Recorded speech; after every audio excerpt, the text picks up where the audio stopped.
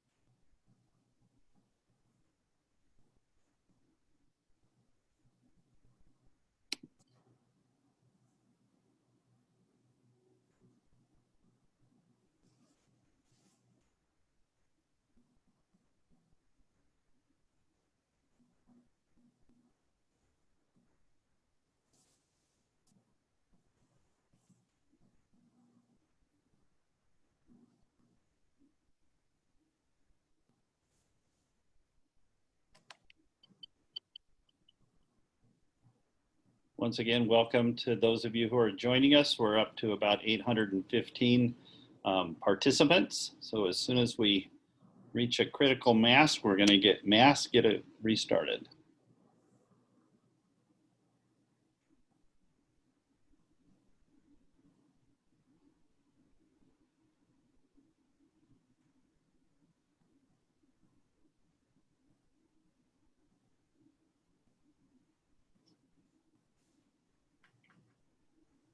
There is a question already in the Q&A. I'm going to go ahead and answer it. The question was, is the audience voice muted?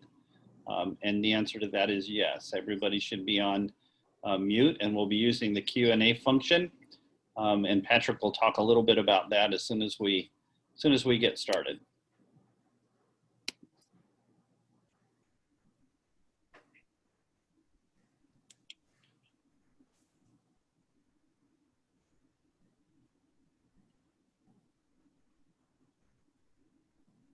So in a way to get started, let's go ahead and just do introductions of the cabinet. My name's Dave Haglund. I'm superintendent here in Pleasanton Unified School District. Would the rest of the cabinet members please introduce themselves? Sure, my name is Julio Hernandez. I'm the assistant superintendent of human resources. Good evening, I'm Ed Dialazzo. I'm the assistant superintendent of student support services. Good evening, everyone. I'm Janelle Woodward. I'm the assistant superintendent of teaching and learning.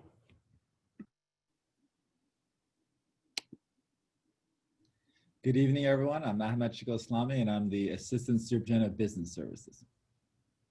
And Patrick, you want to introduce yourself?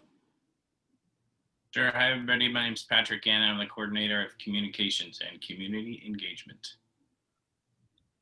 All right, Patrick, let's go ahead and throw up the presentation. We've got 887 participants and rising, but for the sake of time, let's go ahead and get started.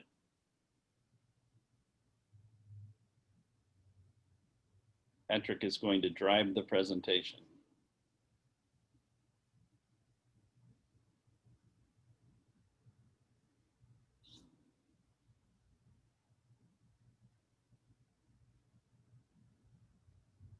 Well, thank you very much, Patrick. So this is our reopening of school, community town hall.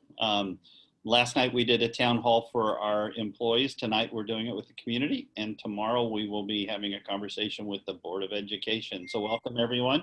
Glad to have you here. Next slide, Patrick. Our goals for this evening are to provide an update on the county guidance, as well as review our preparations and protocols. We're also going to look at model options relating to the academic program of the schools, and then we'll take some questions and answers, and we're going to do a couple of polls as we go throughout the presentation. Next slide, Patrick. I think it's yours. All right, and just some general housing. We are going to stick to 75 minutes this evening. And as David alluded to, and some of you are already engaging in this process, we're going to ask you to submit questions or comments through the Q&A function. These should be visible to everyone as you insert them. We would just ask that as you're entering questions, just take a look at those that are already entered. If you have the same question, just hit the thumbs up icon and it will boost that question up. Just allows us to see which questions are the tops of most people's minds. And again, this town hall will be recorded and posted to our district website shortly after. One other addition I would like to make to your slide, if I can, Patrick, is just to let folks know that we're going to answer questions in the question and answer period. There are oftentimes people put comments. We're not going to read the comments. So please, if you want to have your issue addressed, ask it in the form of a question. I know this is not Jeopardy or anything like that, but it's important that we really focus on the questions. We will read through all of the comments, but we're going to focus on answering questions as opposed to comments. Okay, next slide, Patrick. So the current status, we continue to be in a very fluid situation. The Alameda County Office of Education and the Alameda County Public Health Department issued guidance on October 1st after shifting to the red tier of the state's COVID-19 monitoring system, providing authorization to begin the process for reopening elementary schools as early as October 13th, meaning after October 12th. So there are links on this page, and when we share the presentation with you, feel free to click on the links. So we're not going to click on all of them as we go through the presentation, but we are providing them so that you have the ability to look at the information as you go forward. A reopening plan guided by the Alameda County Public Health Department and a collaborative work with Alameda County Office of Education, they developed a checklist which we have to address in terms of preparing to submit a written reopening plan to submit to the county prior to reopening. So that was the status that we were in after October 1st. Click on the checklist, Patrick, if you would. I do want to show the checklist to you if you've not had a chance to see it. Just because I think it's important that everybody gets an opportunity to know what the targets are and what they've asked for us to put together. And so there's a lot of just general information about the school district at the top of it. We have to show that we've been giving updates to the communities, which we have. We have to show how we're going to communicate the plan, which will go up after the board takes a look at it on Friday. And then there's various different areas from cleaning to cohorting to distancing to how students enter and leave a campus, face coverings, health screenings, student testing, and contact tracing. Those are all plans that we have to have in place before we can submit the plan to the county. And then they require that I sign and check off that we've done all these things. Now, the check off, it's a great tool to help us focus our activity in preparing for this, this report, but it's not sufficient. It doesn't provide the detailed information that both our staff and the community expects us to provide. And so that will come as a part of the reopening narrative plan, which the board will take a look at on Friday. I believe it's posted along with the agenda for tomorrow night's meeting right now. So anybody can go to the agenda online on our district website and download that plan if they have interest. So let's click out of that, Patrick, back to the presentation.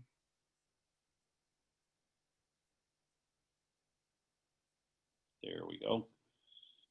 So the other thing that occurred is that Alameda County shifted to the orange tier. We were in red, and they shifted to the orange tier on Tuesday. Now, the orange tier has different state requirements, and the county has the ability to move into those requirements at their own pace. Alameda County is approaching the restructuring the guidelines fairly conservatively. That's not true for all other counties who move into orange. So if you click on that real fast, Patrick, you'll see where Alameda County was in the red at the end of September, staying in the red in October 5th. And then along with Santa Clara County, we moved into the orange tier on October 13th. And what Alameda County has said is that they do not plan to issue significant updates to the guidance until after we've been in the orange tier for 2 weeks. So that would take us to the 26th or so. So we anticipate a fairly significant update around October 26th, given that the criteria will be updated at that time. So there's been various press releases that have been provided both from the health department and from the County Office of Education. We've tried to provide links for you. Let's go ahead to the next slide, Patrick. Not that one. There we go. So throughout tonight, we're going to do a couple of polls. And so get ready to participate in some feedback opportunity here.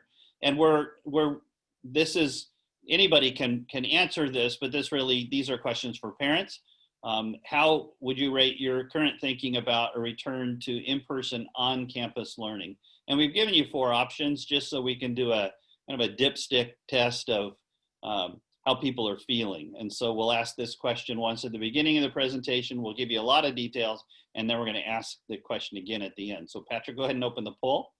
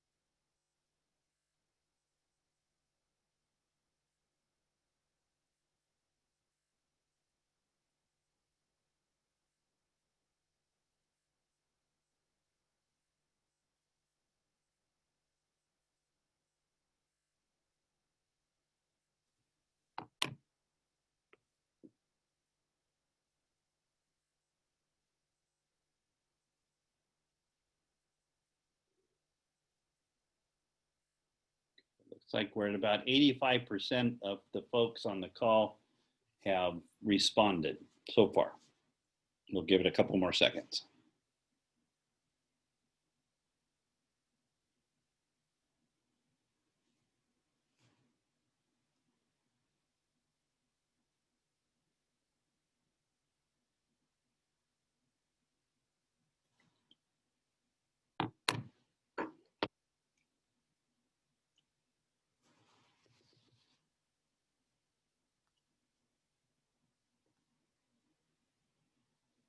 %.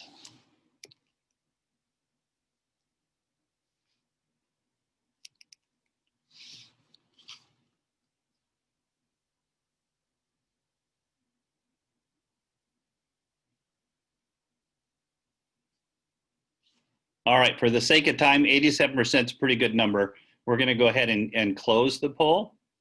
You can see the results as soon as we close it, I believe.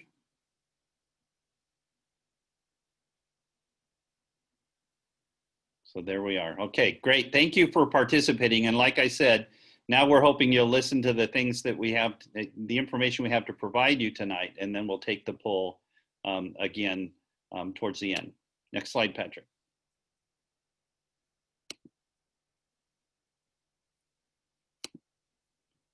All right, I'm going to turn it over to Mr. D'Alazzo. All right. Thank you, Dr. Haglund, and good evening again, Pleasanton community. Thank you for joining us tonight. We really appreciate your participation and collaboration in this meeting. So I'm going to ask Patrick to take this down. Maybe I can close it. I'm seeing the poll results still on here. Okay, that was on me. Apologize for that. So you may, if you've been participating or watching the board meetings, you've probably seen this document that I'm going to show you here. I'm going to ask Patrick to click on it. It's the first link on this page, and it's now in version 14. And it was just put out yesterday. No, take that back. It was put out today, October 15th. And this document is the document that we rely on, I rely on, in terms of getting information from both Alameda County Public Health Department and also Alameda County Office of Education. It really is the guide that schools use throughout the county in order to plan, to prepare, to develop protocol, and then now to look at that reopening checklist and the final reopening document that we're going to submit to the county.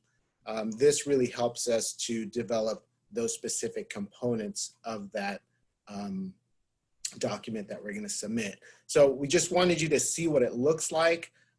Keep scrolling down just really quickly, Patrick. There's the you could see the parts of this document has all the different components that Dr. Haglund just talked about, you know, the cleaning, what cohorts look like, what face covering protocol is.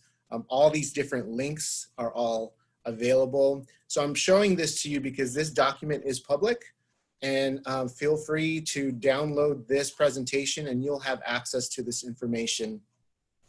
So you can look for yourself as to what we're looking at when questions arise, depending on the specific information that, that comes up. So please feel free to use this. Dr. Haglund mentioned that checklist. The checklist is in this document. And again, we will be using this document often to help us in our plannings. Back to the presentation, Patrick.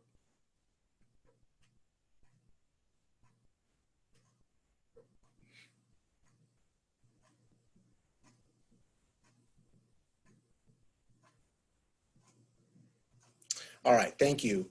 I want to highlight some of the components of the guidance plan and the reopening plan that we are going to submit.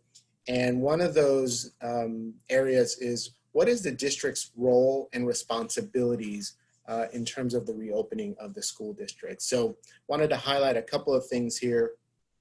In order to reopen the district, we have to have an individual or a team of people to serve as the COVID liaisons to the county.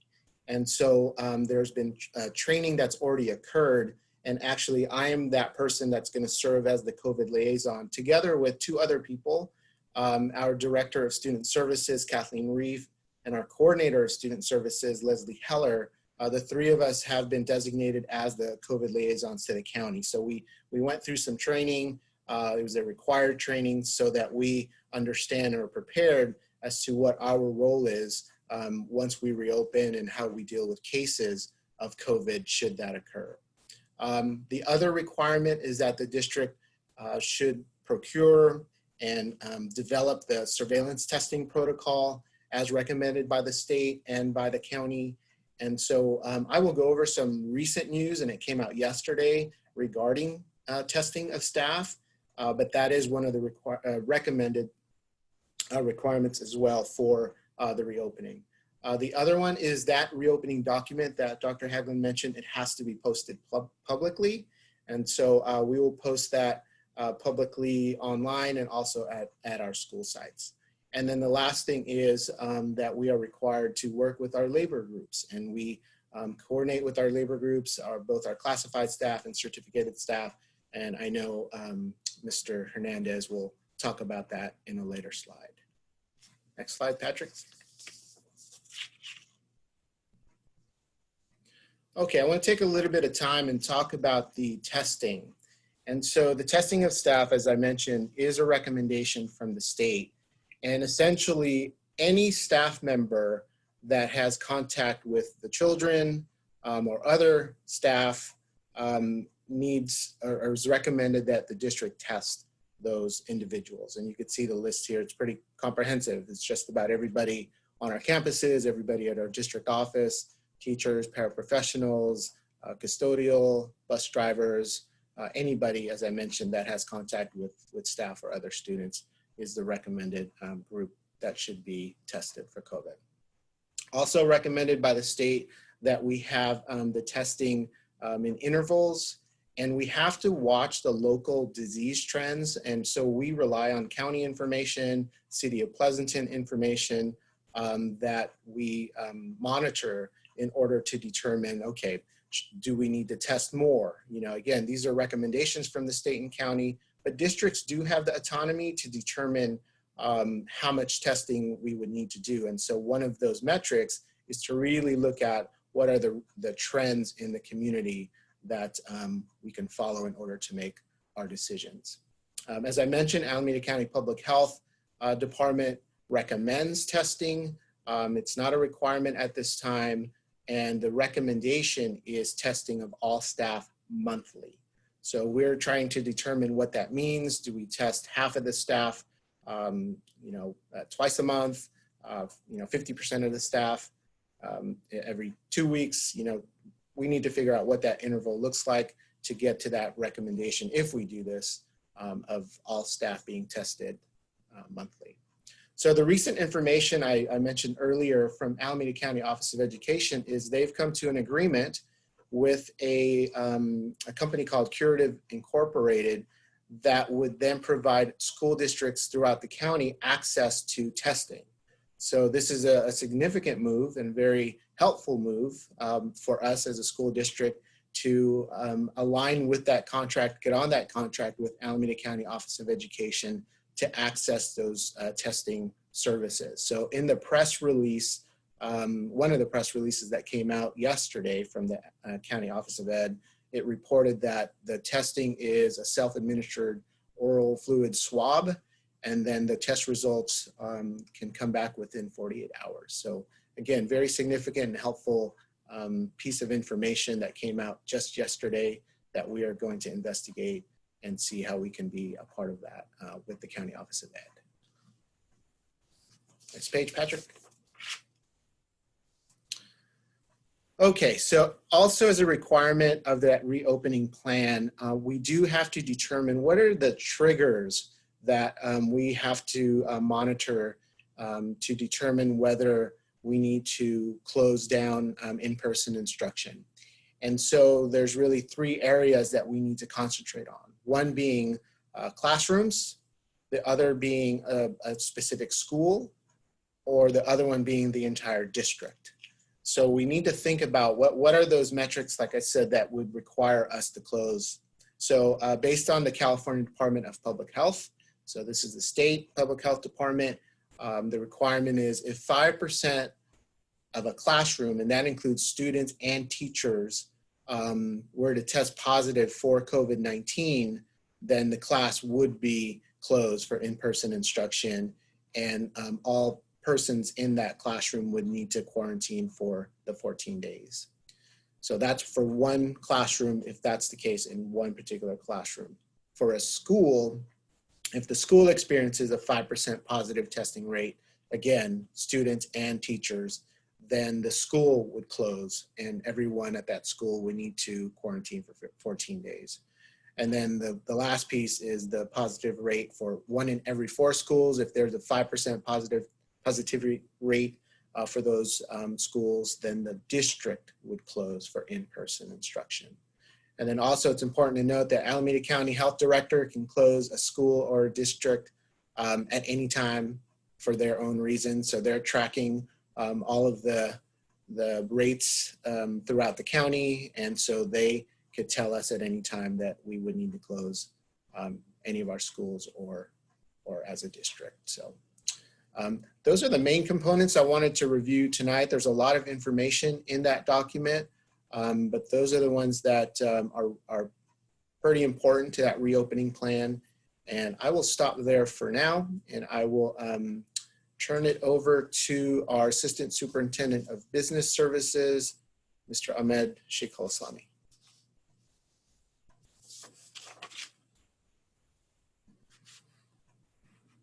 Great, thank you, Ed. Just want to give an update on what we've been doing last months in preparing for the reopening. Parts of our school and staff are already back and working.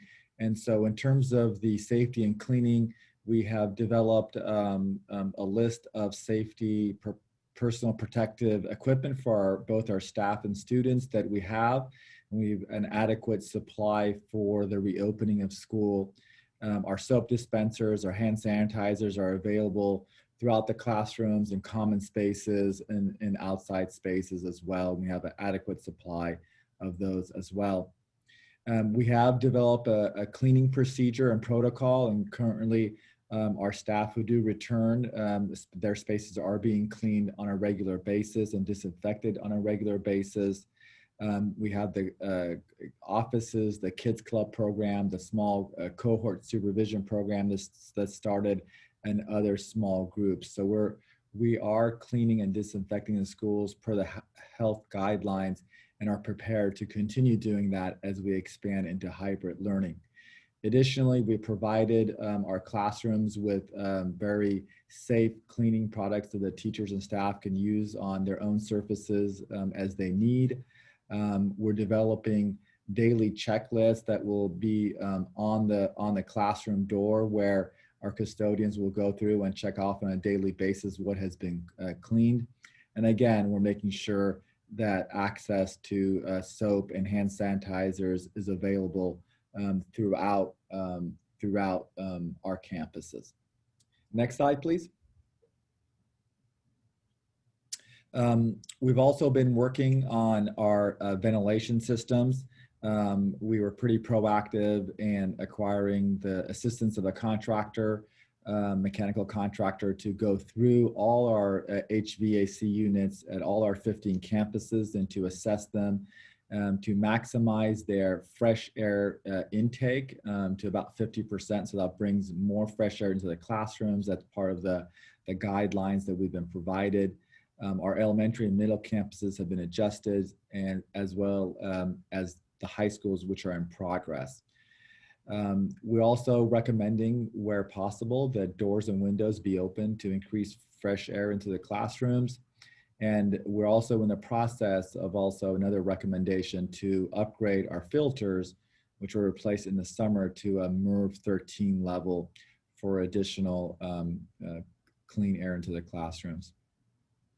And in select locations, we also have the HEPA air filters installed, and that's mainly for our kids in the lower grades and our small cohort program in our SDC classrooms. And so those are starting to get rolled out this week, and more shipment are coming in the weeks to come to ensure that we're ready for the hybrid learning mode. Additionally, as many of you are aware, our meal service program is available for all in the community up to the ages of 18. And those meals are free and can be picked up at the 7 locations. As we move into the both supporting our small cohorts and also the hybrid, we'll be modifying the program to make sure we can provide meals to our students on campus. Again, making sure that in the lunch areas, seats are designated, social distancing is maintained, hand sanitizing stations are available, and our staff are also being protected. Next slide, please. And as many of you are aware, our technology team has done an outstanding job supporting our technical support for both students and staff. There's a new help desk system in place. So if you haven't used it, please send in your tech request. And there's an interactive way of supporting our staff and students. And our tech support will be on site to help with both the hybrid and remote learning. Our bus service, which supports our special education students, currently our buses are going through their safety checks, and we are preparing to transport our students both to the small cohort and eventually to the hybrid school model. We'll ensure that there is social distancing, a smaller number of students will be on the bus, that students are screened before they enter the bus, and that cleaning and safety protocols are in place. So that's what we're doing on a lot of the operational sides. And at this point, I'd like to turn it over to Dr. Janelle Woodward, who'll go through the teaching and learning section. Thank you so much. And good evening, everybody, Pleasanton community. Thank you for taking the time to be here with us this evening. I'd like to share with you a little bit about, just go back in time to the summer when the board approved our reopening plan. And if you'll remember, at that time, we brought forth several options to the board. And after we did that, we also realized that we would be going into remote learning because the governor had an order indicating that we would do that. But this plan was based on how we would reopen when it would be safe to do so. So for preschool through second grade, the model that was decided was an AM/PM model in which the students would be split into stable cohorts in the morning and the afternoon and would attend 4 days a week, with the Wednesday being the remote day with a synchronous check-in. And for third to fifth grade, we also knew we were starting in remote start, but we were looking at starting with either the AM/PM model, if we could ensure that the cleaning could happen in between those blocks of times, or a 2-1-2 model. And for reference, the 2-1-2 model would be half the class would come to school on a Monday and Tuesday. The Wednesday would be the remote day that it is now. And then the Thursday and Friday, the other half of students would come back. For our preschool through third grade students, we submitted to the board, and it was approved, that our SDC students from moderate severe would return for the AM/PM model, and 4th through 12th would come back with the 2-1-2 model. As well, we discussed Village High School having their students come back in the hybrid remote block schedule, as we did with, and we also talked about the block schedule for our secondary students as well. But what we know right now is that the current guidance does not say that it is an option for our secondary schools to return at all. And so we've had to make some modifications in our plan because the guidance does continue to change. At that time, we had various stakeholder groups that were in place that helped to inform this plan. We had a school reopening steering committee meeting that met throughout the summer. We had a school reopening task force. We had, I believe, over 8 different town halls with our families, with students, with a variety of different stakeholders. And from all of this, this informed our ability to come up with this plan, which was ultimately approved. We also need to just reflect upon our original plan to have at-home learners and the Flex Academy students. One of the things that we found as parents began to select their choices for their students is that there was a significant amount of requests, more than we expected. In fact, we had 1,700 requests for students to attend the Flex Academy or to do at-home learning. And as we started looking through every single attempt that we could to see how we would structure classes so we could really support in a positive and rigorous manner our students that would be attending school in person or those who selected the at-home model, we realized that it would result in massive disruption to the system if we were to start pulling those students out of classes. It would have resulted in 33 to 38 combination classes at the elementary level, and at the secondary level, it would have resulted in singletons. Those are classes that maybe there's only one of those classes at the high school that's being offered. Singletons being cut, or some of our AP classes that would need to have been reduced. And it could have even resulted in potential combination classes at the high school with several different, like English 1 or English 2 needing to be combined. And we know that that would not have been positive. So since the guidance indicated we needed to start remote, we decided we would stay with keeping our kids clustered the way that they are, grouping our students who wanted at home or flex as much as was practical in their classes to eliminate movement later. We do know that as time has gone on, many parents have decided that they'd like to change their option, or they selected the at-home or flex and would now like their students to return to school, or vice versa. They may have selected that they wanted their students to be in person and now are hesitant to send their students back. So that is where we were. That's just a little bit of backtracking to fill you in on what happened over the summer. So let's go ahead and go to the next slide, please. Thank you. So at that time, our current thinking was that we would, and I'm going to take us back now to preschool through second grade, because our plan did indicate that the students that would return to school first would be our TK through second grade students, and our preschool through second grade actually, and our special day class students, because we know that our TK students are learning to read, and that our special day class students, moderate, severe, definitely need the additional support in person. So in a perfect model in which we would be dividing a class of 24 in half, and we would have 12 students that could come in the morning to school, and then 12 different students coming in the afternoon to school. That model reflects one in which there are no at-home learners in the classroom. The other option that we had at the time was that we would have hybrid and at-home learners. Now, our data did not work out that we were able to place students in every situation in even groups that could be split.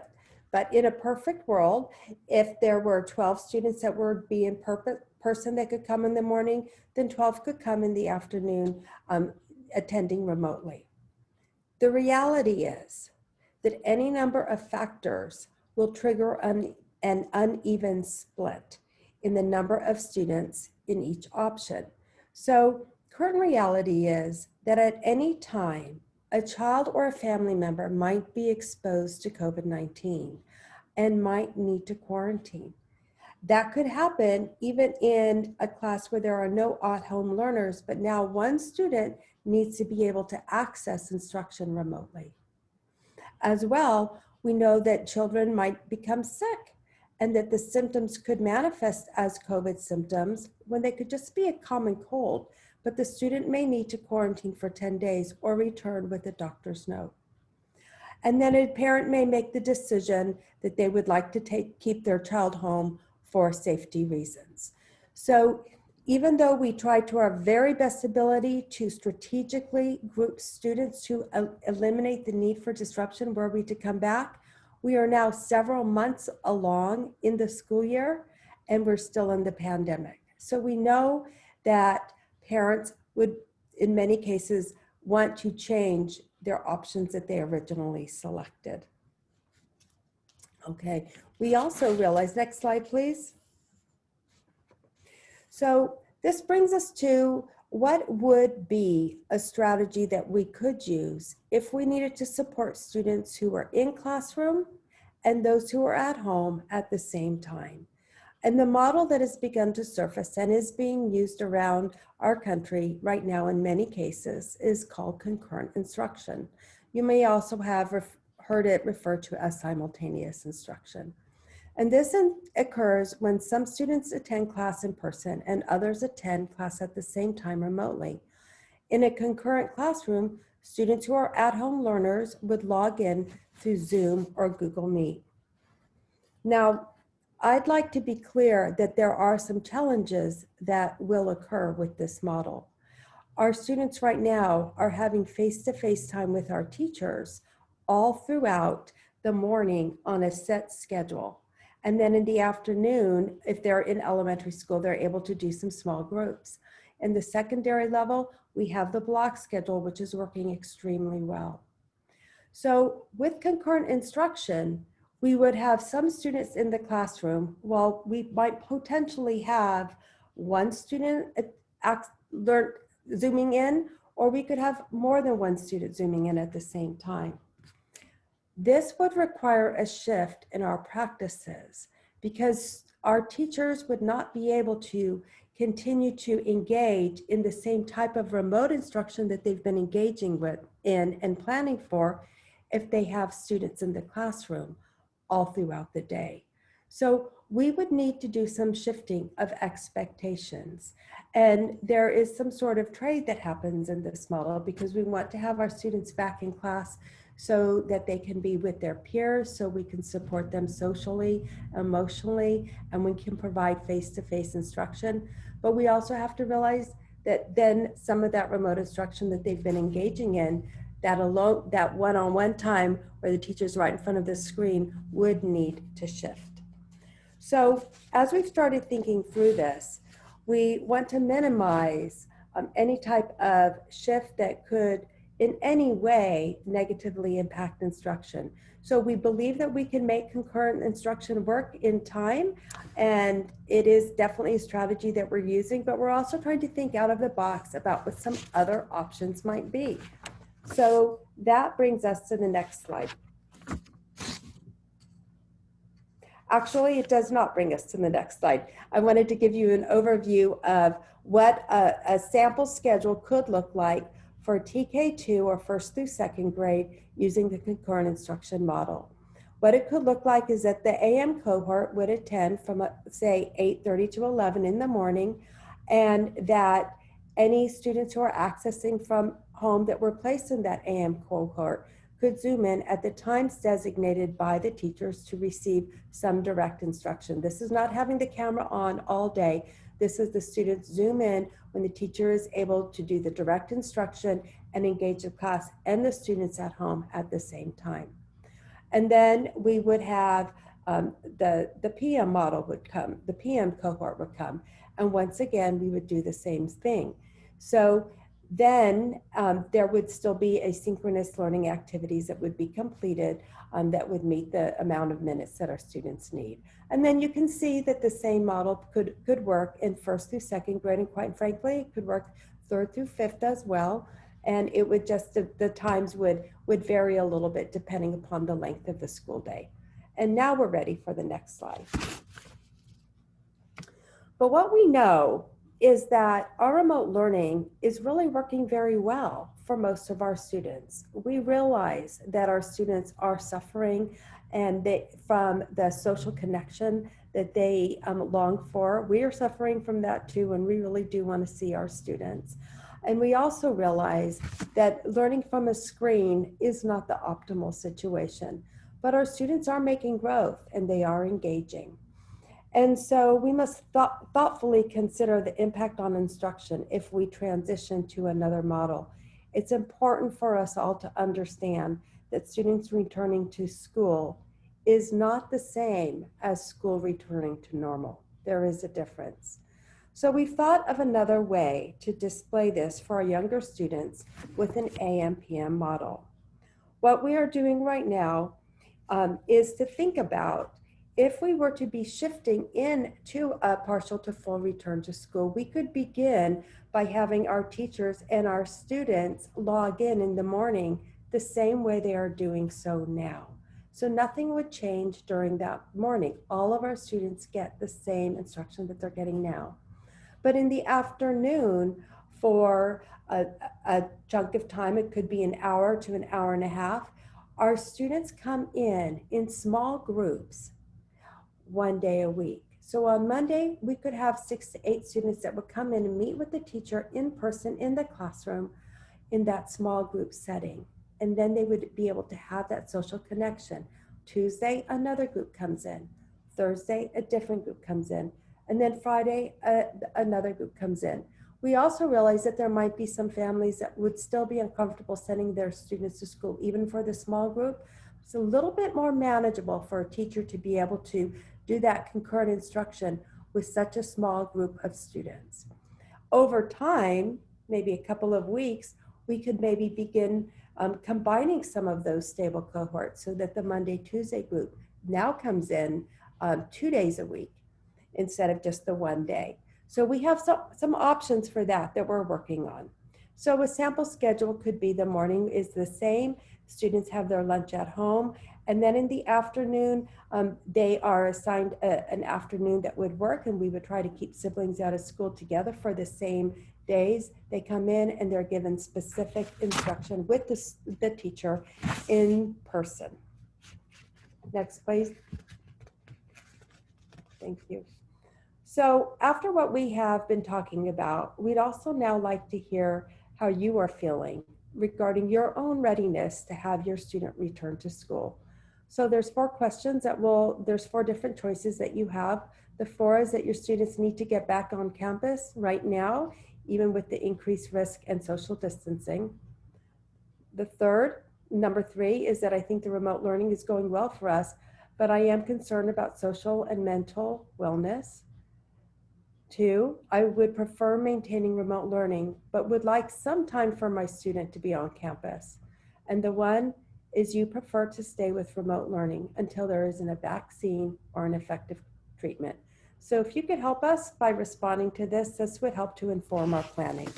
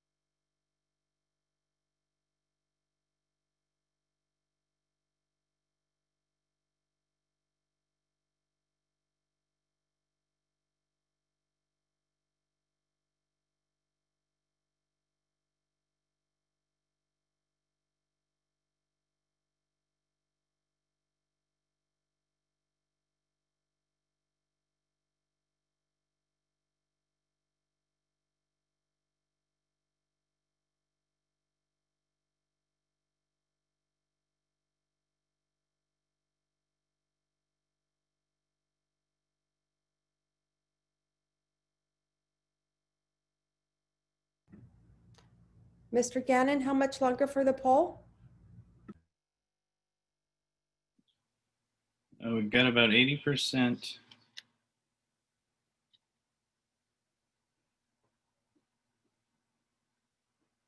Give another 30 seconds.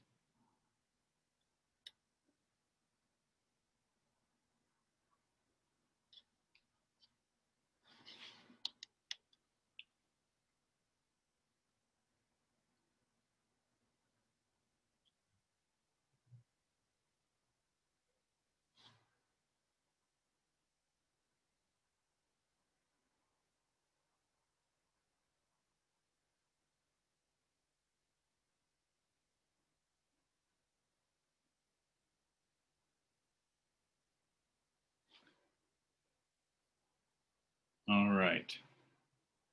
Okie doke. And the poll, let's see.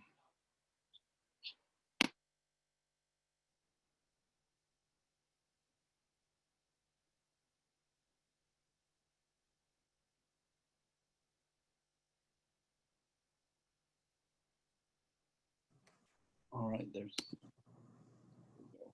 Okay, so thank you very much for that input. It's very helpful. And at this time, I'll pass this to Mr. Julio Hernandez, the Assistant Superintendent of Human Resources. Thank you, Dr. Woodward. Welcome, everybody. Thank you for being with us this evening. One of the components to reopening is working with our labor associations. We do have a CSCA chapter for classified staff, and we have CTA, our APT chapter for our credentialed teachers association. So we do currently have an active MOUs that we've already negotiated when we entered remote learning in COVID-19. But as Mr. D'Alonzo mentioned, we are now in version 14 of the guidance. When we entered into the MOU, we were in version 1. So we need to negotiate the current guidance. We also need to negotiate the models of instruction. Those are mandatory subjects of bargaining, and there may be others. So we are engaging our associations in that, that journey as we begin to reopen. Next slide, please, Mr. Gannon. So we do have what's called an interactive. And what this means is that if there is an employee, classified, management, or certificated, that they feel that it's unsafe for them to return to work, or they have a medical condition, we engage them in an interactive process where we seek to accommodate them. And this accommodation could be any number of things, but one of which could be having our staff work remotely. So what that means is even if we were to ask our staff to work physically, they could opt to work remotely, which means that they could take that option. We have to take that into account as we navigate reopening, or they could outright just take a leave. And they could take a leave up to 14 weeks with pay. which means that we would have to retain a substitute to cover that position. We do have 173 subs. We did ask certificated substitutes. We did ask them to sign a waiver stating that they would become our substitute if, and they would be willing to also work physically. So we are preparing for the possibility that we may need more subs if we enter into the physical world. Thank you. Next slide, please. For staffing, so we currently do have staff working with our students. We just opened, excuse me, our small cohorts yesterday. We have 20 special needs cohorts that's staffed by 66 staff members with a ratio of 3 students to 1 staff member. We also have a general ed RSP cohorts. These are cohorts that are comprised of our McKinney-Vento, foster child, or students who are struggling with remote learning. So we do have 15 cohorts across the school district.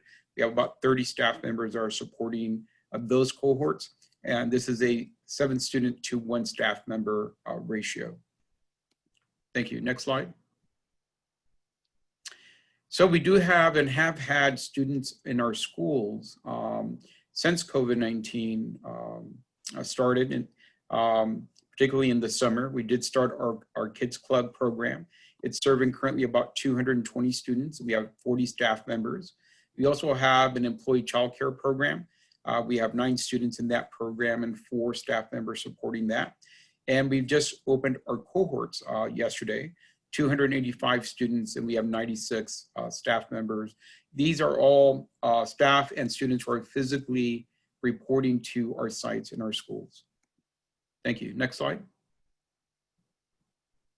So this is the ratios of our staff that are currently reporting physically to our schools. We do have 100% of our administrators reporting physically to our schools. We do have about 27% or 218 teachers or certificated staff reporting to our sites. Again, these are staff because we are not reopened, but are choosing to report to work in their classrooms as they teach remotely. They're using their classrooms to be able to work from. So again, that was a voluntary thing that our teachers are involved in. So it's about 27%. And how we gathered that data is that in order for a staff member to be physically at the sites, they have to report to their principal in order for us to clean and sanitize the area of the classrooms that they've been in. Classified staff, we have about 82% of our classified staff. This would be our clerical staff, our maintenance, our grounds, our custodians, and as of yesterday, our paraeducators and instructional staff. 421 out of 516 staff members.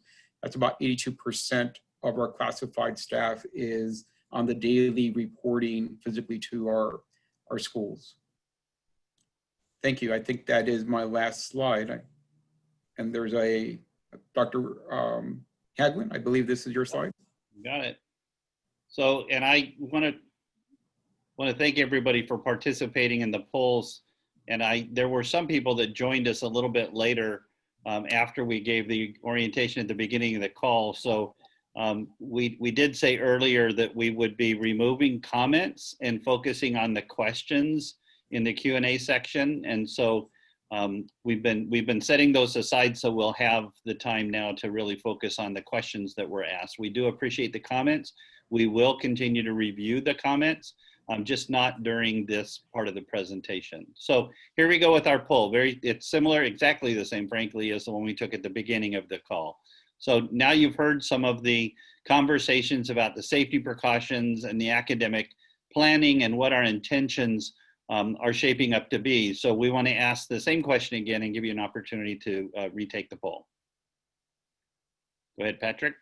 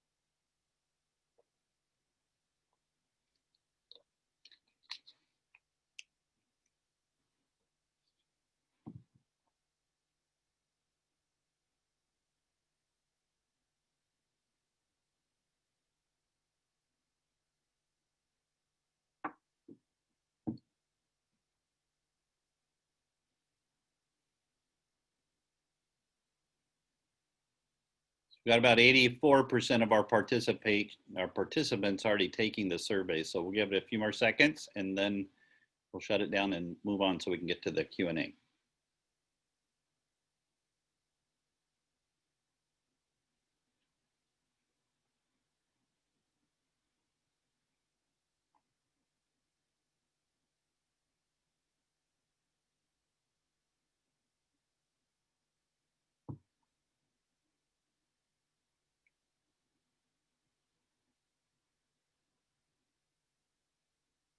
Okay, that's 1,075 responses, or 72.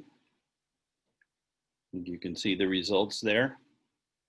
And again, I know these go away and that's frustrating, but we will reshare them when we have our board presentation tomorrow. So if you'd like to log on, you can see that conversation as well. All right, Patrick.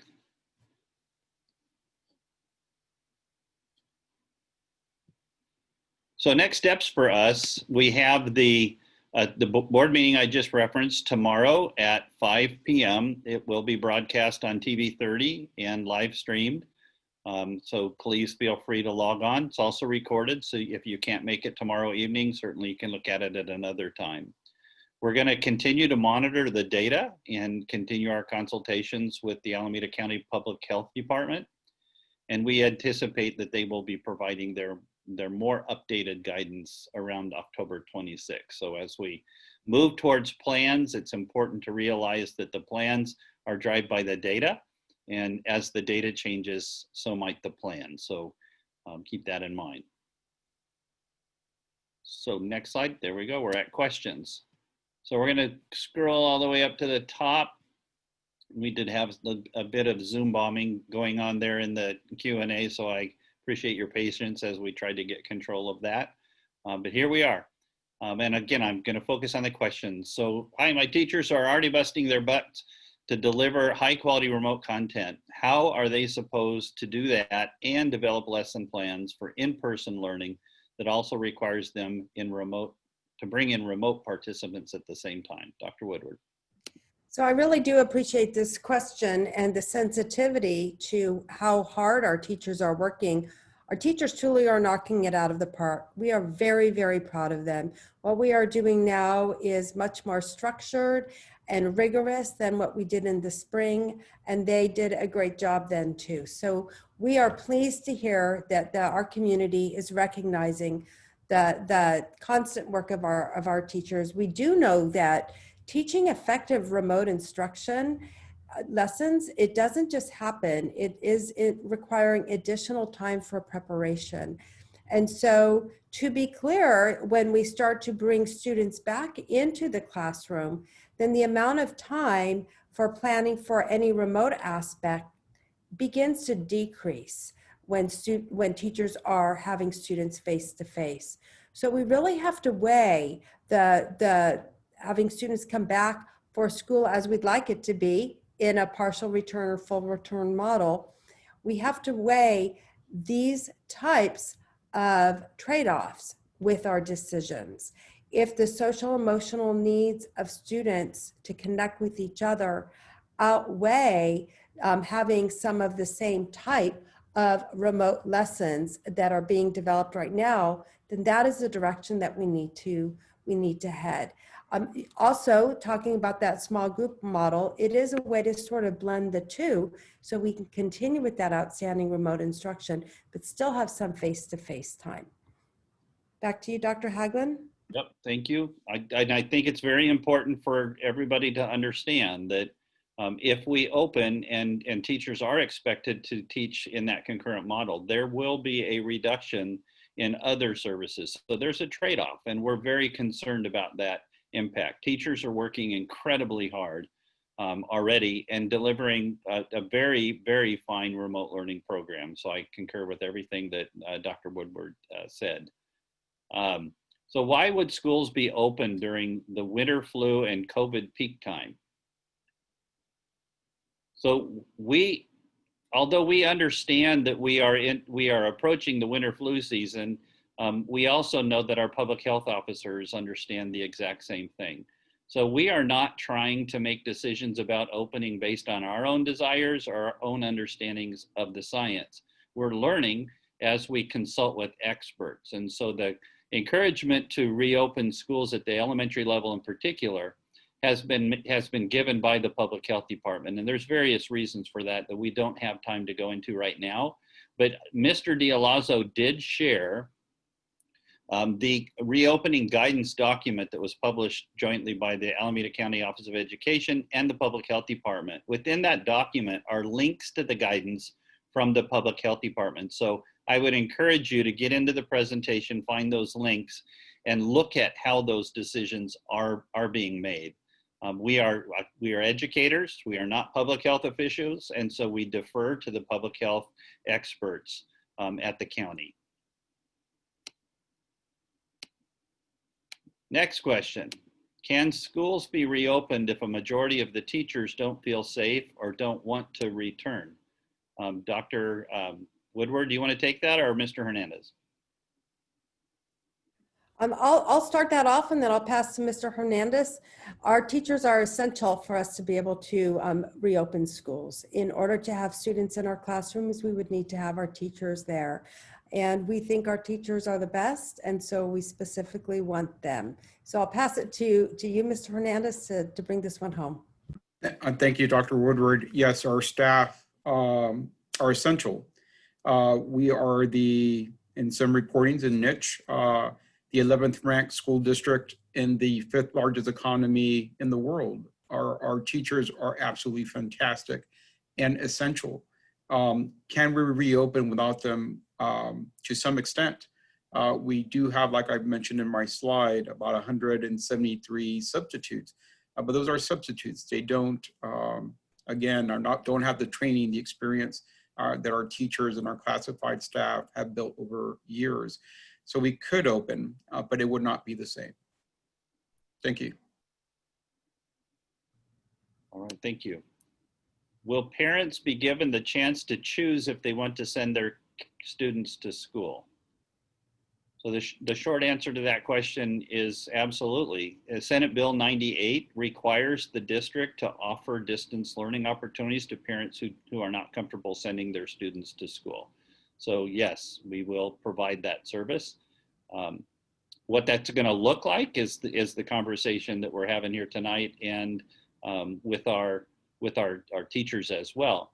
I mean, the bottom line is that we need to be able to function in such a way and with transparency that's sufficient to enable people to feel comfortable coming back when we do open those schools. We understand that not everybody's going to do that, but we're working very hard to make sure that you understand the rationale and the science behind the decisions that we're making, and we're relying on our public health partners to assist us with that.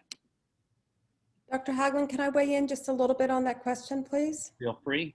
So we definitely know that parents have, that it does need to be parent choice, but what we'd like to avoid are the shifts that might happen if students are at home and then they want to come back and then they want to go at home, because that is not productive for instruction. We also want to minimize any type of class changes for our students, because we know that students bond with their teachers immediately, and that the relationship with the student and the teacher is one of the top indicators of achievement in a classroom. And so our teachers, albeit on a screen, have already bonded with their students. And as much as possible, we want to be able to keep those relationships intact. Thank you. All right, thank you. This question's from an employee working in the new cohort model, and it's a challenge. They're stating that it's a challenge to keep masks on the students all day long and feel safe at the same time. Also, keeping the distance to assist students is quite a challenge. So how can we do this without getting sick? So I'm going to allow first Mr. D'Alazzo and then Mr. Sheikho Salami, if you guys would jump in terms of the protocols that are being provided to protect staff and students. Sure, I'll try to go first here, Dr. Haglund. So prior to students and staff coming onto campus, we do have some precautionary measures that we have in place. And And the health screening is very important for all people coming onto our campus. So staff go through a health screening where they answer some questions. I'll call it the exposure questions, and there's questions on there about symptoms that you may have. If you had close contact with somebody who has COVID or maybe being tested for COVID, those questions we ask of our staff prior to coming onto campus. I say that because we're asking the same questions for our students prior to coming onto campus. So students that have now recently participated in our small cohort starting yesterday, also we ask those questions, parents answer those questions, fill out the forms, and then we also do an active screening where we take temperatures of our students, again, prior to coming onto campus, and then do a visual check of students who are entering the campus. So we do have some measures, as I mentioned, that we have put in place to try and see who is healthy and who's not. And so we're going to err on the side of caution. And if students or staff are, not meeting the requirements of those questions, the way those questions are from county guidelines, then they will not be allowed on campus. So with that said, we do understand that some students may have difficulty keeping on their mask. It is required for all students kindergarten and up. And so if that is the case, we will teach, we'll reinforce. And so it's even more important where kids are keeping their distance 6 feet apart. Again, there's all these different things that we're trying to do, again, to keep everybody safe. But I wanted to explain that even before kids come onto campus, that we do have a process of checking their health. Ahmed? Right, yes. And I think that in terms of the operational and facility standpoint, is having the smaller cohorts, you do have the children that are spread out. And so that by design keeps them further apart from each other.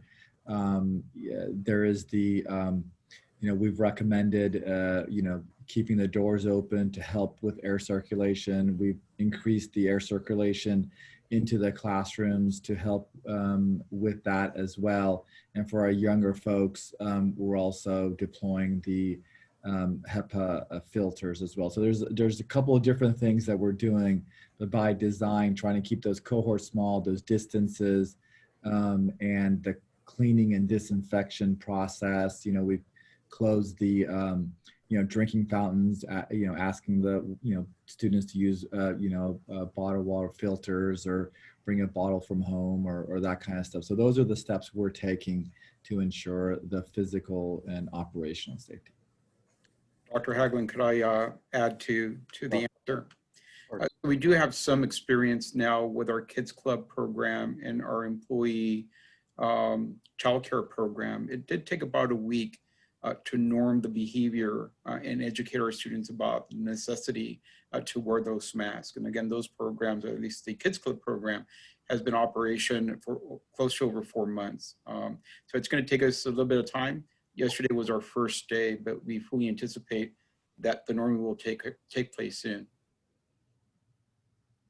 All right, thank you, Mr. Hernandez. This question is for you, Mr. Sheikh Salami. In light of CDC guidelines that indicate the virus is airborne, what is PUSD doing to address adequate ventilation in the classrooms? Great question. And so again, we were proactive before the guidelines came out to get contractor on board to look at our HVAC system and see what kind of modifications we can do on it. So we have been going through all our HVAC and modifying, bringing as much outside air as possible. We're advising our teachers and staff to open the doors or windows to allow fresh air movement through the classroom. And then in addition, we are upgrading the filters in the system to the recommended MERV 13, where the system is allowed, and we had to test the units and verify that the filters could be upgraded. So that was also part of that inspection service that was being done. And then lastly, in terms of the smaller kids and some of the special ed classrooms that are more difficult, we are also introducing the HEPA filters as another precautionary method. So those are all the steps that we're taking to provide that additional layer of safety precaution, in addition to the proactive measures of making sure students are coming in, they're not sick, and wearing the mask and socially distancing. Thank you. There was an additional question. We have some individuals that are posting some pretty inappropriate pictures, text pictures. Patrick, if you would go delete those people from the Zoom, I would appreciate it. It's just pretty disgusting, and I apologize for it. All right, let's get back to the questions.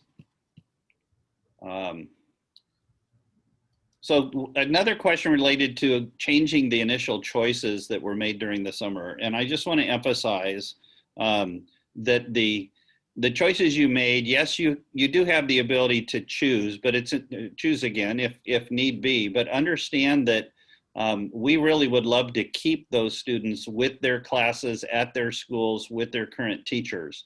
And any change could result in switches like that. So just be aware that, you know, those choices have trade-offs.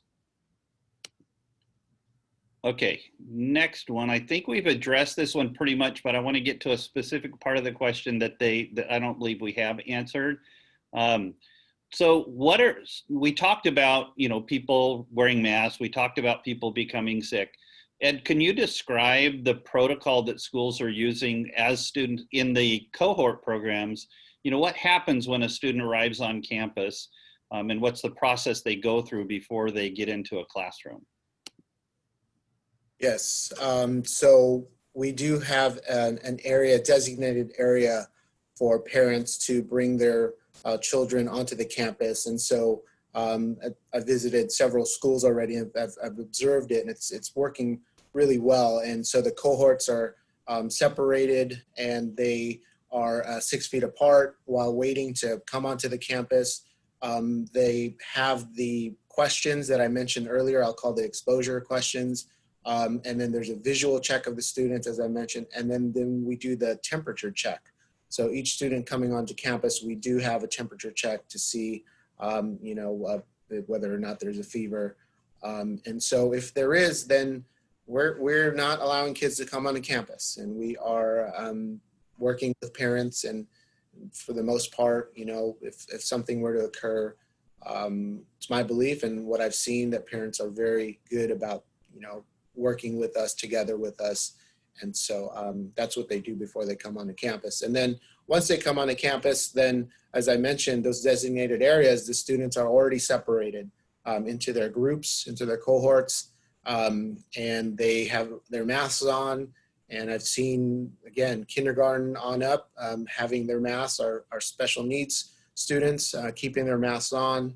But we do understand that some kids may not keep it on all day, and you know, they don't when they're eating and drinking water and so forth. But again, trying to put all those measures in place as best as we can prior to kids coming onto campus, should a student not be able to wear their mask the full entire day as required. So. Okay, thank you, sir. Yep. Dr. Hagelin, if I could add. Go for it. So on our campuses, there are also designated spacing with tape so that our students learn about the 6 feet physical distancing. There are arrows for directing students where to go. They're strategically placed on the campus so that they are distant, so they do not mix.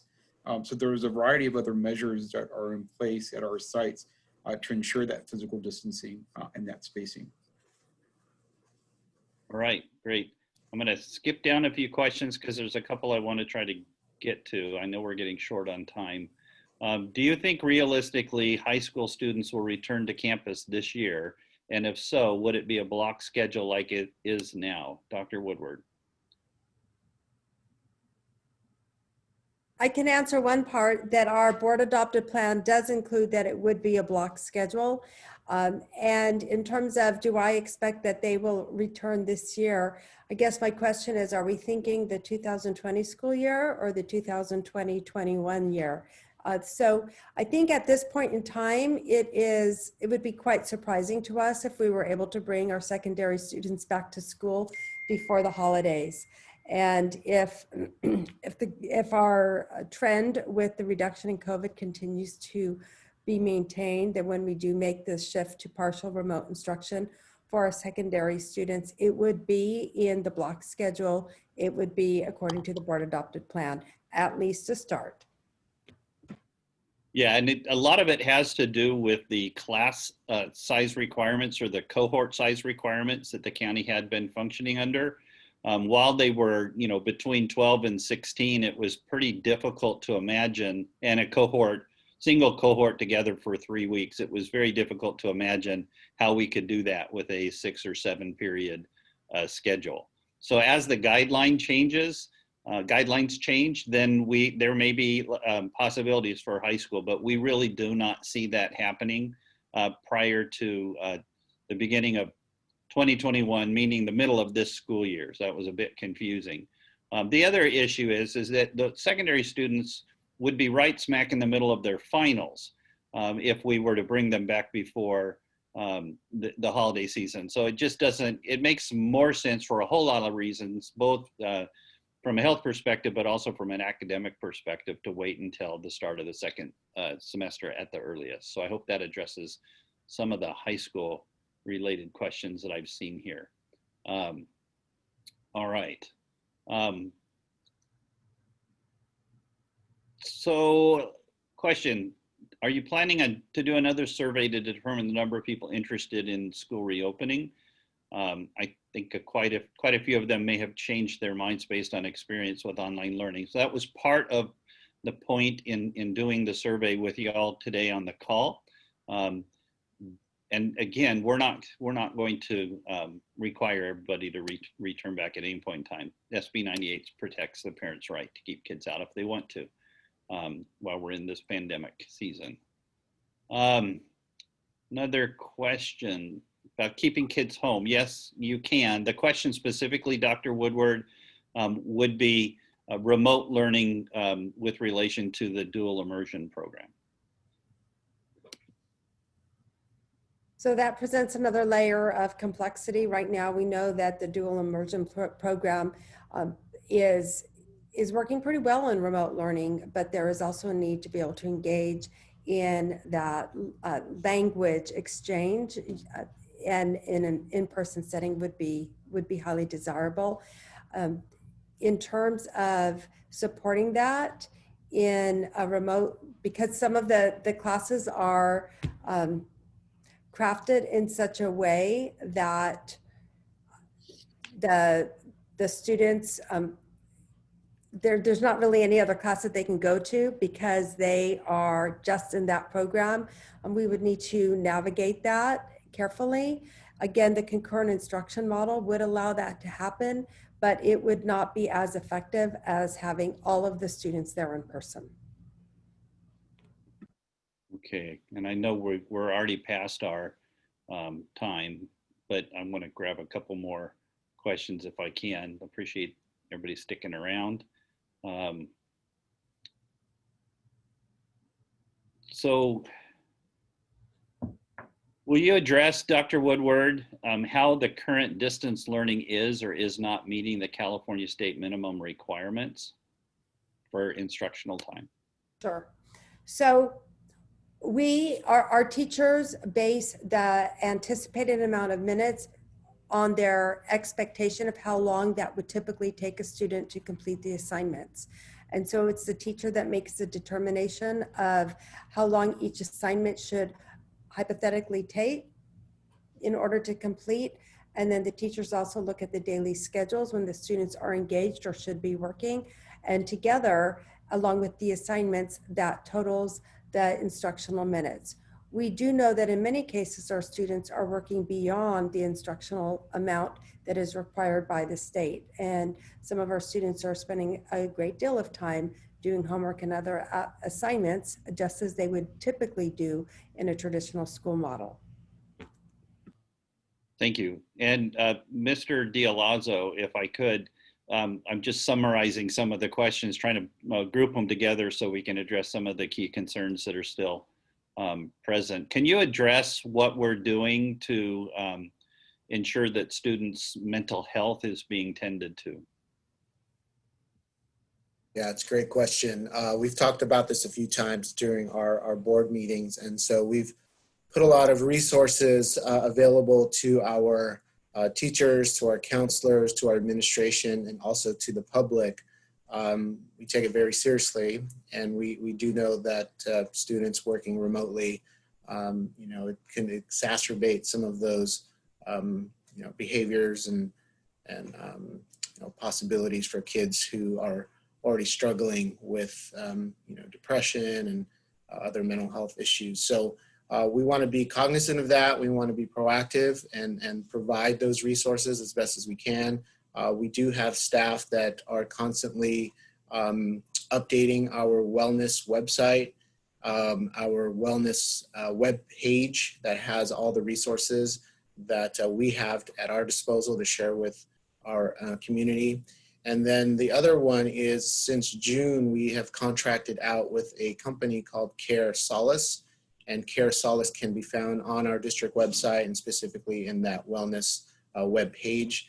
And Care Solace is a concierge service. It's open 24/7, and it is a service that anybody in the Pleasanton community, staff, students, parents, can access to work with their insurance companies to get the mental health services that are required or are needed. So we're trying our best to provide all those resources as best as we can, again, to our staff and also to the community. So thank you. So I want to thank everybody for logging on tonight. We had a total of 1,300 people on the call at our peak, and about 400 questions. And so we didn't get to everything. So we will continue to communicate out through our various channels answers to questions, but hopefully we got to those that raised to the top of the list in terms of promoting from everybody on the call. So again, thank you so much for your time tonight and for participating. And we look forward to the next conversation. So everybody have a great night.